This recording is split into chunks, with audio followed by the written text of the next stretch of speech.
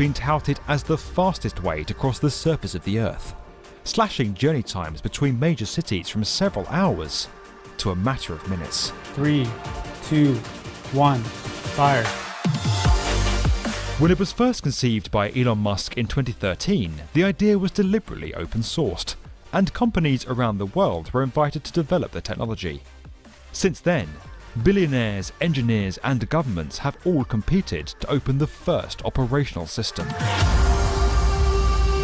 Facing fundamental questions about the concept's viability, conducting cutting-edge engineering, investing billions of dollars, navigating extraordinary economic and political challenges, and all with the greatest transportation leap for a generation at stake. This is the race to build the world's first Hyperloop. A Hyperloop system would cut the 3.5-hour car journey down to just 35 minutes. Despite an intent agreement being signed and public procurement commencing, a change of state government saw the project put on hold in early 2020. Concerns were raised about India pioneering the first system when investments were needed in other forms of transport. However, the idea has not been scrapped altogether, and Sir Richard Branson has subsequently met with India's Union Transport Minister to propose another route connecting New Delhi with Mumbai. With solar panels on the tube's exterior, such a project would fit with the United Arab Emirates strategy for 50% clean energy by 2050. But Virgin Hyperloop One faces competition in the desert.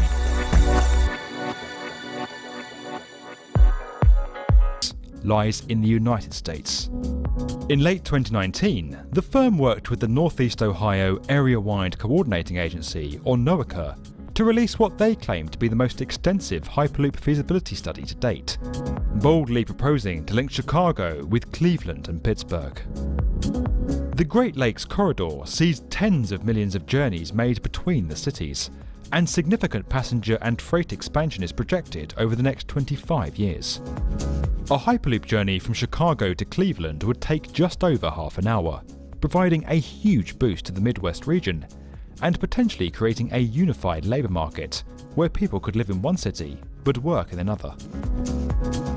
The project is now moving on to an environmental impact assessment, and pending its outcome and approval by several government agencies, including the US Department of Transportation, Hyperloop TT hopes to have the route operational by 2028. So, yeah. And so you can actually picture this, like what kind of length tunnel is in Elon's future to running Hyperloop? Yeah, I think there's no real length limit. You could dig as much as you want. I think if you were to do something like a DC to New York Hyperloop, I think you'd probably want to go underground the entire way because it's a high density area. You're going under a lot of buildings and houses, and if you go deep enough, you cannot detect the tunnel. Sometimes people think, well, it's going to be pretty annoying to have a tunnel dug under my house. Like, if that tunnel is dug more than about 3 or 4 tunnel diameters beneath your house, you will not be able to detect it being dug at all.